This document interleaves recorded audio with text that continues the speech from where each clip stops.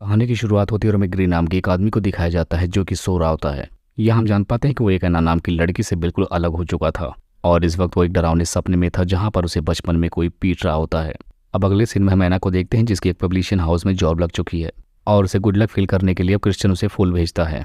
हम देख पाते हैं कि ऐना की जहाँ जॉब लगी है उसके बॉस का नाम जैक है। अब अगले सीन में हम ऐना को एक फोटो एग्जीबिशन में देखते हैं और वहाँ पर उसे एक उसके दोस्त ने इन्वाइट किया था और जब वो वहाँ पर जाती है तब वहाँ पर देखती है कि उसकी बहुत सारी बड़ी बड़ी पिक्चर्स लगी होती हैं और इसके बारे में ऐना को कुछ भी नहीं पता था। तब यहाँ पर ऐना का दोस्त उससे कहता है कि अगर मैंने तुम्हें बताया होता तो तुम यहाँ पर कभी नहीं आती। अब उसके दोस्त के पास एक लेडी आती है जो कि उसे बताती है कि ये सारे पिक्चर्स को किसी ने खरीद लिया है। तब यहाँ पर ऐना को अजीब लगता है कि आखिर सारे पिक्चर्स को किसने खरीद लिया। जब ऐना इधर उधर देखती है तब वहाँ पर उसे क्रिश्चियन ग्रे दिखाई देता है। तब यहाँ पर ऐना कहती है कि तुमने ही मेरी सारी पिक्चर्स को खरीदी होंगी, जिस पर ग्रे कहता है कि हाँ मैंने ही खरीदी हैं क्योंकि मुझे नहीं पसंद कि मेरे अलावा तुम्हें कोई और देखे। अब हम देखते हैं कि ग्रे ऐना की बिना मर्जी के उसे अपने घर लेकर जाने लगता है। अब इसके बाद ये लोग एक जगह पर डिनर कर रहे होते हैं जहाँ पर ग्रे ऐना से कहता है कि तुम वापस लौट आओ, लेकिन यहाँ पर ऐना मना करती है कि मैं तुम्हारी शर्तें पूरा नहीं कर सकती। यहाँ पर अब क्रिश्चियन ऐना से कहता है कि ना कोई शर्तें होंगी ना ही कोई रूल्स, और ऐना कहती है कि हमारे दौरान कोई सीक्रेट्स भी नहीं होंगे, जिस पर अब क्रिश्चियन बोलता है कि वो ऐसा ही होगा जैसा तुम चाहती हो। और आखिरकार क्रिश्चियन ऐना को मना ही लेता है, जिसके बाद अब ये दोनों फिर से एक हो जाते हैं। अब इसके बाद हम देखते हैं कि रात के टाइम जब ऐना अपनी खिड़की बंद कर रही होती तभी उसे नीचे से एक लड़की घूर रही होती है, लेकिन यहाँ पर ऐना को कुछ भी नहीं पता होता कि आखिर वो कौन है। अब अगले सीन में हम देखते हैं कि ऐना जब क्रिश्चियन से मिलने के लिए एक बार में जा रही होती है तभी वही लड़की अचानक से उसके सामने आ जाती है। तब यहाँ पर वो ऐना से कहती है कि क्या हम पहले कभी मिल चुके हैं, लेकिन तब तक वहाँ पर ऐना का बॉस जैक आ जाता है और वो भी इसी बार में जा रहा होता है। यहाँ पर अब ऐना और जैक की बात हो रही होती तब तक क्रिश्चियन भी आ जाता है, जिसके बाद क्रिश्चियन जैक से बोलता है कि ये मेरी गर्लफ्रेंड है। जिसके बाद अब जैक उसे एक होटल के रूम में लेकर जाता है जहाँ पर ये दोनों एक दूसरे के साथ काफी रोमांस करते हैं और यहाँ पर ये लोग पूरी रात एक दूसरे के साथ गुजारते हैं। अब इसके बाद हम देखते हैं कि ये दोनों क्रिश्चियन के पेरेंट्स के चैरिटी पार्टी में जाते हैं। अब इसके बाद यहाँ पर हम देखते हैं कि पार्टी एंजॉय करने के बाद ऐना वॉशरूम जाने लगती है। तभी वहाँ पर उसे एलिना मिलती है और ये वही लेडी होती है जिसने क्रिश्चियन को 16 साल की उम्र में एक जिम्मेदार इंसान बना दिया था और आज की डेट में उसकी लाइफ में जो भी प्रॉब्लम्स हैं वो इसी लेडी की वजह से हैं।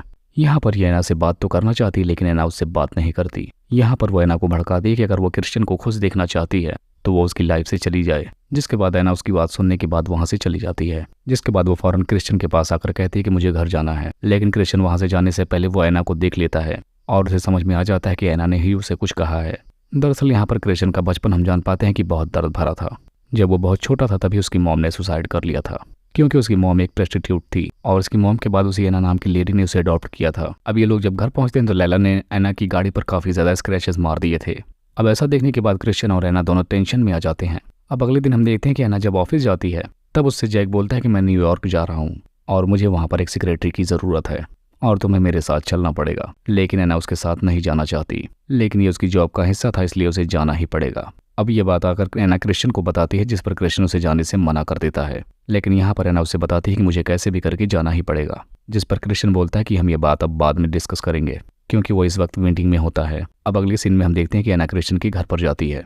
अब यहाँ पर ये लोग डिनर कर रहे होते हैं। तब यहाँ पर ऐना क्रिश्चियन से बोलती है कि मुझे जाना ही पड़ेगा। तब यहाँ पर क्रिश्चियन उसे मना करते हुए कहता है कि अगर तुम्हें जाना है तो मेरे साथ चलो, जिसके बाद अब ऐना मान भी जाती है। जिसके बाद अब ऐना आकर जब जैक को मना करती है तब जैक उसके साथ बदतमीजी करने लगता है, जिसके बाद ऐना उसे मारकर वहां से भाग निकलती है। जिसके बाद अब वो बाहर आकर क्रिश्चियन से कहती है कि उसने मेरे साथ बदतमीजी की, जिसके बाद अब क्रिश्चियन अपने आदमियों को अंदर भेजता है उसे मारने के लिए। अब इसके बाद हमें दिखाया जाता है कि जैक को उसकी जॉब से निकाल दिया गया है। अब यहाँ पर ऐना काफी अच्छी लड़की होती है जिसके बदले में उसे उसकी जगह पर रख दिया जाता है। अब यहाँ पर ऐना को शक होता है कि इन सब में कहीं क्रिश्चियन का हाथ तो नहीं। अब अगले सीन में ऐना क्रिश्चियन से बोलती है कि क्या तुमने मेरे ही लिए ये सब किया। तब क्रिश्चियन उससे कहता है कि तुम भरोसा करो ये मैंने नहीं किया। यहाँ पर क्रिश्चियन ऐना को अपने साथ रहने के लिए बोलने लगता है, जिस पर ऐना मान भी जाती है। अब इसके बाद हम देखते हैं कि ऐना अपने ऑफिस में जाती है जहाँ पर उसे वही लड़की घूरने वाली मिल जाती है। तब यहाँ पर ऐना उससे पूछने लगती है कि क्या क्रिश्चियन तुम्हारे साथ रहता था, क्या तुम्हारे साथ सोता था और तुम्हारे साथ इंटीमेट भी होता था, जो कि उसने मेरे साथ कभी नहीं किया, और ऐसा क्या है आखिर उसमें। अब इतना सुनते ही वो लड़की ऐना पर गन पॉइंट कर देती है, लेकिन ऐना कहती है कि मुझ में ऐसा कुछ नहीं, एक दिन वो मुझे भी छोड़ देगा।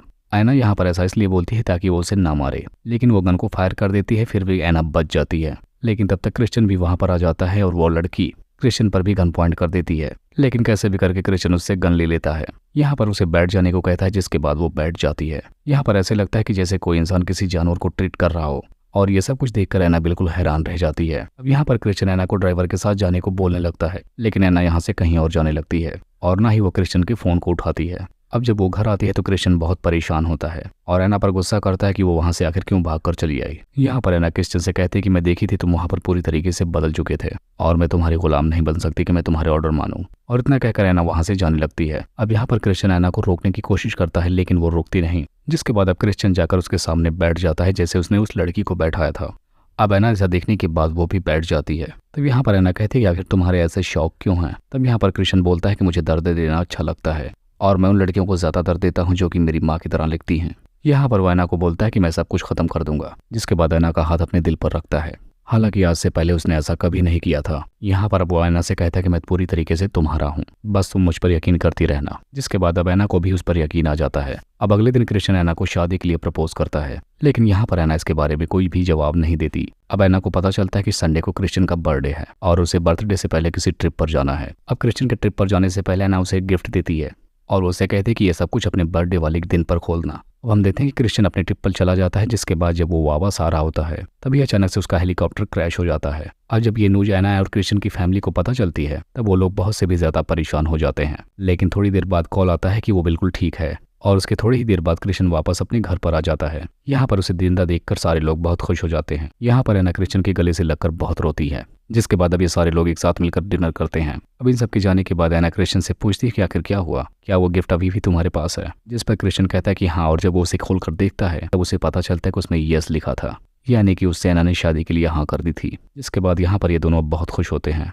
अब अगले दिन हम देखते हैं क्रिश्चियन की बर्थडे पार्टी होती है, जहाँ पर वो पूरी पब्लिक के बीच एना के साथ शादी करने का ऐलान करता है और ये देखकर एलेना को बहुत गुस्सा आता है। यहाँ पर हम जान पाते हैं कि एलेना एना को क्रिश्चियन के खिलाफ भड़काना चाहती थी। जिसके बाद अब उसके पास क्रिश्चियन आ जाता है तो वह क्रिश्चियन को भी उसके खिलाफ भड़काने लगती है, लेकिन तब तक क्रिश्चियन की मॉम आकर उसे वहां पर थप्पड़ मार देती हैं और वो वहां से चली जाती है। अब अगले सीन में हम देखते हैं कि क्रिश्चियन एना को बहुत रोमांटिक तरीके से प्रपोज करता है, जिस पर एना भी हाँ करती है और ये दोनों एक दूसरे के साथ बहुत खुश होते हैं। और इसी को दिखाते हुए इस मूवी का यहीं पर एंड हो जाता है।